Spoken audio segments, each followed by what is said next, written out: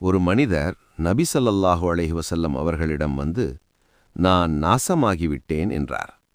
அவரிடம் விசாரித்தபோது, நான் நோன்பாளியாக இருக்கும் நிலையில் நான் என் மனைவியிடம் உறவு கொண்டு என் நோன்பை முறித்து விட்டேன் என்றார். அவரிடம் நபி ஸல்லல்லாஹு அலைஹி வஸல்லம் அவர்கள், இதன் பரிகாரமாக ஒரு அடிமையை உரிமை விடு என்றார்கள். அவர், எனக்கு அதற்கு சக்தி இல்லை என்றார். அடுத்து நபி ஸல்லல்லாஹு அலைஹி வஸல்லம் அவர்கள், 2 மாதம் தொடர் நோன்பு வை என்றார்கள். எனக்கு அதற்கும் சக்தி இல்லை என்றார். அடுத்த நபி ஸல்லல்லாஹு அலைஹி வஸல்லம் அவர்கள், 60 ஏழைகளுக்கு உணவு கொடு என்றார்கள்.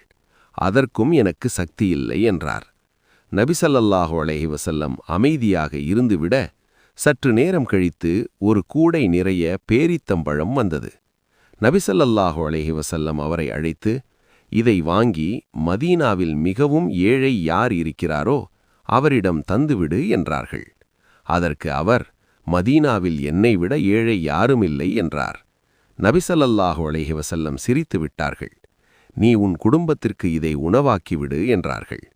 எந்த பரிகாரமும் இல்லாமல் அவரை விடுவித்தது நபி ஸல்லல்லாஹு அலைஹி வஸல்லம் அவர்களுக்கு மட்டும் வழங்கப்பட்ட சிறப்பு அனுமதியாகும். இன்றைக்கு இதை யாரும் பின்பற்ற முடியாது.